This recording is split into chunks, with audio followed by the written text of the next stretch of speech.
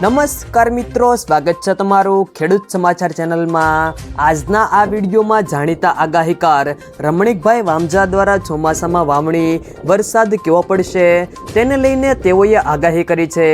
ત્યારે વાવણી સૌપ્રથમ ક્યાં થશે તે તમામ માહિતી વિશે આ વિડીયોમાં વાત કરીશું। વિડીયોમાં આગળ વધતા પહેલાં જો તમે અમારી ચેનલમાં નવા છો તો નીચે લાલ કલરનું સબસ્ક્રાઇબ બટન આપેલું છે તેને દબાવીને બાજુમાં રહેલા ઘંટી બટનને પણ દબાવી દેજો, જેથી અમારા આવનારા તમામ વિડીયોની માહિતી તમારા સુધી મળતી રહે। તો ચાલો શરૂ કરીએ આજનો આ વિડીયો।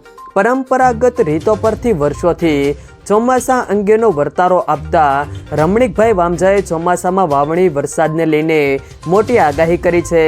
ખગોળ વિદ્યા, આભા મંડળ, કસલી સોટા, તાપ, વાયુ, પવનની દિશા, નક્ષત્રો, ઉતાસણીનો પવન, અખાત્રીજનો પવન, ચૈત્રી દૈનિયા જેવા પરંપરાગત પરિમાણોને ધ્યાને લઈને છેલ્લા 3 દાયકાથી આગાહીકાર તરીકે જૂનાગઢ વંથલીથી રમણીકભાઈ વામજા સૌરાષ્ટ્રના ખેડૂતોમાં જાણીતા છે। તેઓ આવનારું 2024ના ચોમાસા અંગે વાત કરતા કહે છે કે પહેલી વાવણી અમરેલી જિલ્લામાં થશે।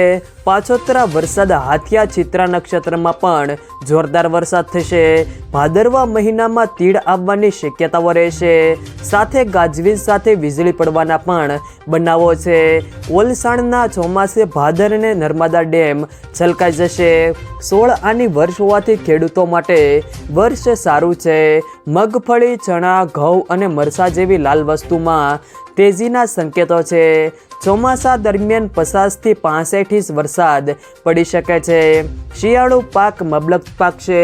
જુલાઈ મહિનામાં સમગ્ર સૌરાષ્ટ્રના ડેમ ઓવરફ્લો થઈ જશે।